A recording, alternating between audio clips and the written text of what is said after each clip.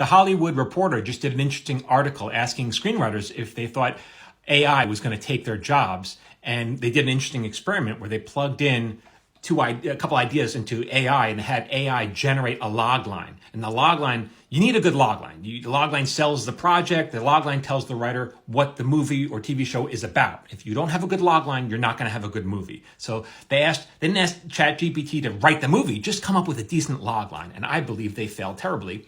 And they asked John August, who is a very successful and well-respected screenwriter, to judge the log lines that AI came up with. And I go, oh, this is fun. Let me play that game. And it's interesting that we came up with very similar conclusions. And it's not because we're both geniuses. It's because this is just baseline stuff that you have to know as a screenwriter. So let's begin.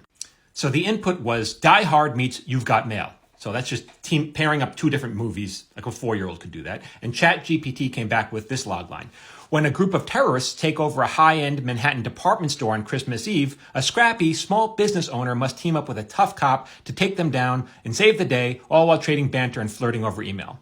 So this isn't good. This is just a bad version of Die Hard. It's the same movie, but a lot worse. They just changed high-rise to high-end Manhattan department store. And then they made a small business owner. I guess they took that from You've Got Mail. But what does small business owner have to do with the high-rise?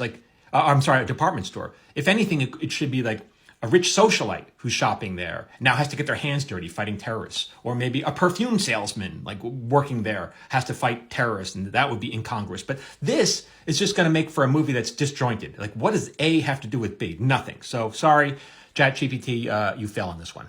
So here's another. The Hangover meets La La Land. Here's the log line. Lost in LA. When a group of friends travel to Los Angeles for a wild bachelor party, they wake up to find that one of their own has gone missing. As they search the city for their missing friend, they are drawn into the vibrant world of LA's music scene and must navigate their way through a series of zany mishaps and absurd adventures. Again, this is just The Hangover, only set in Los Angeles. And this last line is BS. You know, their way through a series of zany mishaps and absurd adventures. Like, talk about fluff. That's meaningless. That wouldn't help the writer at all. Oh, it's going to be zany. It's going to be, what? Okay, give me an example, man. So this is the second sentence is just BS. So you can't BS your way through a movie.